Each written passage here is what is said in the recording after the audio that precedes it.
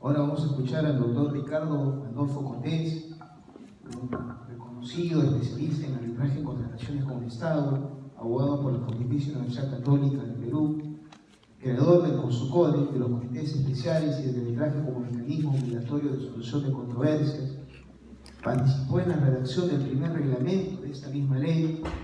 En 1998 fue contratado como experto internacional por el Acuerdo de Cartagena en representación del Perú para el desarrollo del estudio sobre adquisiciones y contrataciones del sector público, y es permanente comentarista del arbitraje en contrataciones con el Estado que hemos seguido. Doctor Adolfo. Muchas gracias y muchas gracias por la invitación para tratar un tema siempre polémico. Quisiera hablar de tres cosas: de la situación actual del arbitraje, de unos conceptos que deben aclararse y de las cosas o sugerencias que se pueden hacer, se pueden llevar a la práctica para mejorar y fortalecer la institución arbitral. Para graficar la situación actual, nada mejor que revisar un artículo que salió este domingo, hace apenas 2 días, en un diario felizmente de poca circulación, pero que titula "Concesionaria ganó 147 millones de dólares en los arbitrajes por los tramos 2, 3 y 4 de la interoceánica". Acto seguido, en un subtítulo, el periódico resume: de los 25 arbitrajes, solo una vez el Estado fue el demandante, pero todas las pretensiones invocadas fueron declaradas infundadas. Claro, la opinión pública lee esto y el ciudadano de a pie, ¿qué dice? El arbitraje es corrupción. Esto sirve para que, con renovados bríos, los enemigos del arbitraje afilen sus lanzas y traten de atacar a la institución arbitral. Lo primero que hay que hacer es diferenciar las cosas. Lo primero que hay que hacer es también admitir que hay arbitrajes que en efecto se construyen con el deliberado propósito de esquilmar los fondos públicos, de crear una deuda, crear una obligación y aprovecharse de las circunstancias. Pero nótese, como lo han destacado mis distinguidos colegas que me han antecedido en el uso de la palabra, que para hacer eso tienen que juntarse a muchos actores, tienen que coludirse entidad del Estado, contratista, árbitros, en fin, reunir a una serie de actores para hacer un montaje. Eso no es arbitraje, porque para que haya arbitraje tiene que haber controversia. Y ahí no hay controversia, ahí todos están de acuerdo. Será una asociación ilícita para delinquir, lo que quieran, pero ahí no hay arbitraje. Ese delito se puede canalizar, se puede expresar a través del arbitraje, como se puede expresar en el Poder Judicial, como se puede expresar ante un notario público, como se puede expresar en una declaración jurada de impuestos, en lo que fuese. El delito encuentra sus fórmulas, sus formas de expresarse. Pero en esos escenarios el arbitraje se convierte en un medio para consumar el delito, como digo, como podría ser a través de otros escenarios. Entonces, primero hay que ver la realidad. No hay que dejar que la turbamulta nos obnubile. Hay otros casos, los que fortuna son los abrumadoramente mayoritarios, en los que lo que se persigue no es ningún ilícito, sino todo lo contrario. Que la entidad que ha contratado a un proveedor le reconozca lo que en justicia le corresponde: el pago de deudas pendientes, la ampliación de plazo, los gastos generales indebidamente cuantificados, la aprobación de informes, la eliminación o disminución de penalidades, la resolución del contrato, la liquidación de cuentas, la indemnización por daños y perjuicios o cualquier otra pretensión de índole similar. Todo eso se puede canalizar y se canaliza a través del arbitraje. Ahora, han habido estudios. La Contraloría General de la República hizo un estudio que analizó un periodo de tiempo de 10 años entre el 2003 y el 2013. Y una de las conclusiones a las que arribó como consecuencia de ese estudio es que el Estado perdía el 70% de los casos. Pero si uno comienza a analizar ese mismo estudio, que está colgado en la página web de la Contraloría, nos encontraremos con que, por ejemplo, un caso en que al Estado le demandan como 100 y el tribunal arbitral ordena pagar 5, o sea, el 5%, la Contraloría entiende que eso es un caso perdido por el Estado. Y ese es un error garrafal. Cualquier abogado reconocería que ese es un éxito para su cliente, que le demandan 100 y que tenga que pagar solo 5. Pero no, el estudio de la Contraloría se equivoca, como vemos que es habitual en los últimos tiempos. Otro estudio similar, realizado por el Centro de Arbitraje de la Universidad Católica, que cubría un periodo similar, arrojó resultados más certeros. Por ejemplo, ¿qué dijo? Del 100% del monto que se le demanda al Estado, los tribunales arbitrales ordenan pagar el 43%. Ajá, ese es un buen dato. Admitamos además que las estadísticas no recogen lo que en efecto el Estado paga. Una cosa es que te ordenen pagar el 43%, lo que puede suponer, digámoslo entre paréntesis, que has ganado el 57%. Muy buen resultado, dicho sea de paso.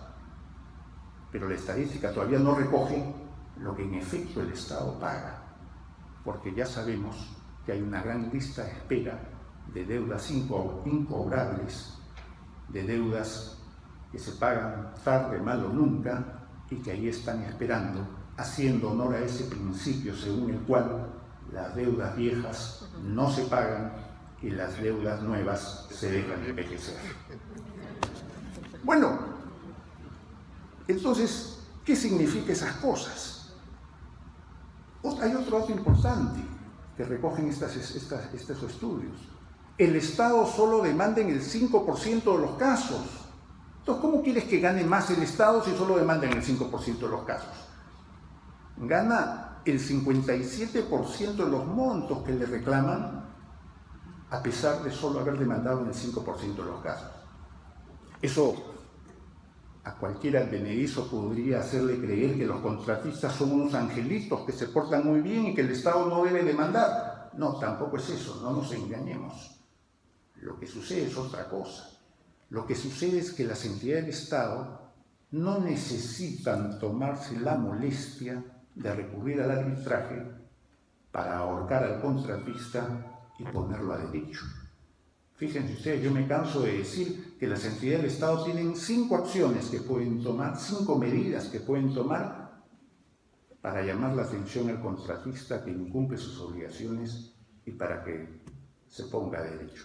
¿Cuáles son esas 5 acciones? Lo primero que le hace es le deja de pagar. Y cuando a ti te dejan de pagar, pues te encuentras con problemas muy serios. Segunda acción, le aplican las penalidades del contrato. Porque en el contrato hay una serie de penalidades. Dejas de presentar este informe, no me entregas este bien en tal sitio, te aplico las penalidades del contrato. Si sigues incumpliendo, tercera acción, te resuelvo el contrato. Y de patitas en la calle. Pero imagínense ustedes que sigues incumpliendo, te quiere dar golpe encima. Se ejecutan las finanzas, las fianzas. Cuarta acción. Y si todavía estás vivo, toma una quinta acción. Te manda al OCE, al organismo supervisor de las contrataciones del Estado, para que te hagan un proceso sancionador y te inhabiliten. Muerto. Díganme ustedes, ¿tuvo que tomarse la molestia de llevarte al arbitraje? No, no es cierto.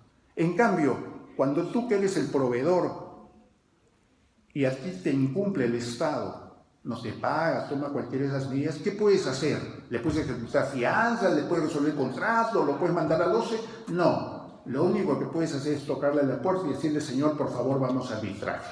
Es por eso que en el 95% de los casos son los particulares, los proveedores, los que le demandan al Estado. Y es el Estado el que demanda solo el 5% de los casos. Ahora, el asunto no es simple y no basta con que el Estado te demande o que tú demandes al Estado. Después viene el proceso arbitral, tienen que nombrar árbitros, vienen los procesos de recusación, vienen todos ese drama que finalmente siempre es mejor que ir al Poder Judicial, ¿no es cierto?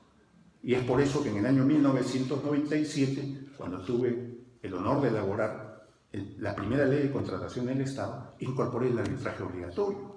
Yo ya sé que era ir a contrapelo de la doctrina que establece que el arbitraje es un acto voluntario, donde impera la voluntad de las partes, pero era la única manera de solucionar las cosas. Yo ya tenía algún tiempo administrando y asesorando contratos y veía contratos financiados con créditos procedentes del exterior, que venían al Perú, financiaban proyectos y solo se soltaba el dinero si es que firmabas la cláusula arbitral. Pues bien, cuando había problemas se solucionaban muy rápidamente, 8 meses, 10 meses y estaba solucionado el asunto, cuando más.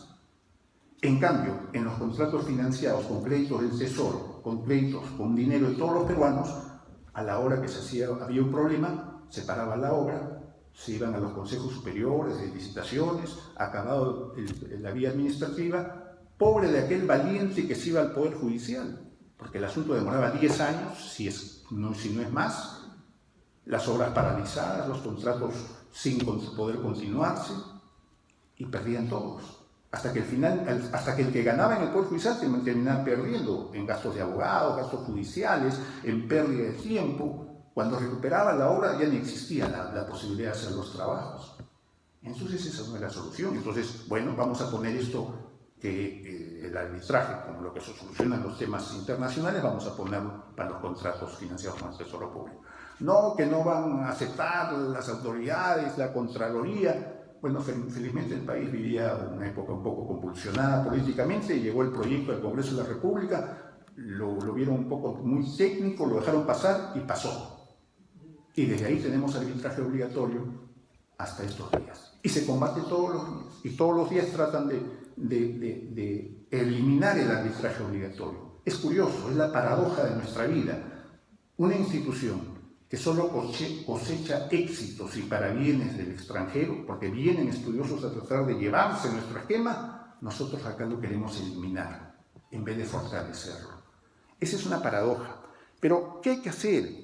Hay que buscar soluciones para que esto mejore. Hay que fortalecer la institución arbitral. Yo siempre digo, la mejor manera de fortalecerlo es dando más arbitraje. Yo lamento que los expositores de la primera mesa hayan criticado desde mi punto de vista sin mayor fundamento la institución arbitral, cómo se está funcionando el arbitraje en el Perú. Pero lo cierto es que está funcionando muy bien, porque ya hemos visto que las propias estadísticas dicen que el Estado se defiende mucho mejor de lo que pensamos y los resultados le son ampliamente favorables.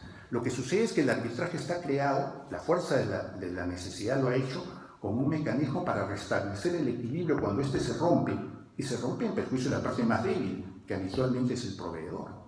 Entonces, eso es lo único que tiene para restablecer el equilibrio. Entonces, por eso hay que defenderlo. Ahora, ¿qué podemos hacer para mejorar las cosas? Por ejemplo, una de las cosas que podemos hacer es disminuir la conflictividad de los contratos. Se dice muchas veces que los contratos de construcción son altamente conflictivos. Falso, no son altamente conflictivos. Si vas a una empresa constructora y ves del volumen de sus contratos, el 100% de contratos, ¿cuántos están en conflicto? ¿Cuántos están en arbitraje? No más del 10%. ¿Eso es una actividad altamente conflictiva? No, no lo es. Es una actividad, como muchas, compleja, pero que tiene sus bemoles. Ahora hay otro tema importantísimo. Del total de arbitrajes, solo el 25% de arbitrajes son problemas de conflicto, que enfrentan posiciones encontradas. El 75% de los casos se divide entre declaraciones de derechos, entre una serie de cosas. Por ejemplo, es habitual en un contrato que tú tengas una ampliación de plazo. La entidad te dice, sí, tienes derecho a una ampliación de plazo, pero no te la voy a dar yo, que venga el tribunal arbitral y te la diga. Porque si yo te la doy, viene la Contraloría, me para de cabeza y me abre un proceso de determinación de responsabilidades y voy a terminar mis años en el Poder Judicial, viejito y yo con bastón, tratando de defender mis derechos. Ok, entonces se arma un tribunal arbitral para que se declare ese derecho en el cual las dos partes están de acuerdo. Entonces eso no es arbitraje nuevamente. No puede ser arbitraje si las dos partes estamos de acuerdo. Arbitraje es aquello en que estamos en desacuerdo. Entonces hay que cambiar las cosas, hay que cambiar el chip, hay que cambiar la mecánica. Yo creo que para eso va a ayudar bastante la nueva ley de contratación, bueno, la nueva, digo nueva por un eufemismo, pero las últimas modificaciones de la ley de contrataciones del Estado. En el tema de conciliación, por ejemplo, hay una innovación interesante. ¿Qué sucede? Antes al funcionario público se le obligaba a agotar todas las instancias. Tenía que agotar, ir al arbitraje, terminado el arbitraje, irse en recurso de anulación y sabe Dios escalar el conflicto en todas las instancias posibles. Pues bien, si no lo hacía, a ese funcionario, su órgano de control, le había proceso de determinación de responsabilidades. Es clásico en los arbitrajes que los funcionarios del Estado no puedan conciliar. El árbitro les dice, señores, ¿pueden conciliar? No, usted sabe que soy funcionario público y no puedo conciliar. Ok. Entonces tenían que seguir peleando. La última ley de conciliación, actualmente vigente, introdujo algunas modificaciones al punto que se pudieron conciliar y resolver casos en los cuales el Estado gastaba más en el taxi para mandar a sus procuradores a las sedes arbitrales o a los juzgados incluso, que las materias controvertidas. O sea, cosa de locos. Pero bueno, se ha ido mejorando en eso. Pero la ley ahora, la de contratación del Estado, ha introducido lo que yo llamo el cambio de tuerca, le ha dado una vuelta a la tuerca, ha cambiado las cosas. Ha dicho, y quisiera citar exactamente lo que ha dicho, artículo 45, presentar una propuesta de conciliación por el contratista, la entidad debe proceder a realizar el análisis costo-beneficio, considerando el costo en tiempo y recursos del proceso arbitral, la expectativa de éxito de seguir el arbitraje y la conveniencia de resolver la controversia en la instancia más temprana posible. Y luego acota, constituye responsabilidad funcional impulsar o proseguir la vía arbitral cuando el análisis costo-beneficio determina que la posición de la entidad razonablemente no será acogida en dicha sede. El reglamento establece los otros criterios, parámetros y procedimientos para la toma de decisión de conciliar. Quiere decir que vamos a cambiar el sistema. Si esto prospera, y debemos tener fundadas esperanzas de que así sea, yo creo que las cosas van a mejorar ostensiblemente. El otro punto, lo ha dicho Lourdes hace un rato, elaborar mejores expedientes técnicos de obra y explicar que estos se tienen que ajustar durante su ejecución. Eso es verdad. En la ejecución aparecen novedades, especialmente en las obras viales y de saneamiento, al punto que la propia ley prohíbe que estas obras se hagan a suma alzada. ¿Por qué? Porque no puede preverse. Cuando vas a hacer una carretera, no sabes qué puede venir a futuro, no sabes cómo va a responder el terreno, por más que lo estudies, no sabes precisamente cómo se va a comportar el terreno. En obras de saneamiento o de tunelería sucede exactamente lo mismo. No pasa así en casos de construcción, como este edificio que nos alberga del Ilustre Colegio de Abogados de Lima, donde tú puedes analizar todo el terreno y lo más probable es que no tengas adicionales, no varíen tus presupuestos. Pero eso es importante, elaborar mejores expedientes de obra. Y también es importante, y muy importante, aplicar las propuestas de la Comisión Presidencial de Integridad, entre las que destaca una, y con eso termino, referida a dotar a los arbitrajes de mayor transparencia. Eso creo que tenemos coincidencia entre todos los expositores de que hay que invertir las circunstancias. Acá se ha dicho, y se dice muchas veces, y alguna vez yo suscribí esas tesis, de que la confidencialidad es para los arbitrajes privados y la publicidad para los arbitrajes públicos. Les confieso que he pensado pensar distinto.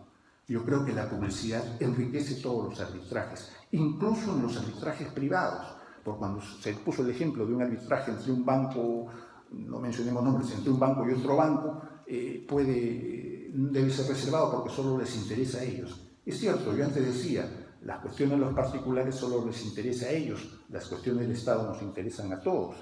Pero he empezado, como les digo, a pensar distinto. ¿Y por qué? Porque yo puedo tener acciones de una determinada empresa y si no sé que está en un arbitraje, si supiese que está en un arbitraje en el que puede perder, quizás podría vender mis acciones, transferirlas a un buen precio en un momento oportuno. Y si de repente después me entero que perdió el arbitraje, comienzan a caer las acciones en picada, ahí voy a perder y se me va a ocasionar un daño.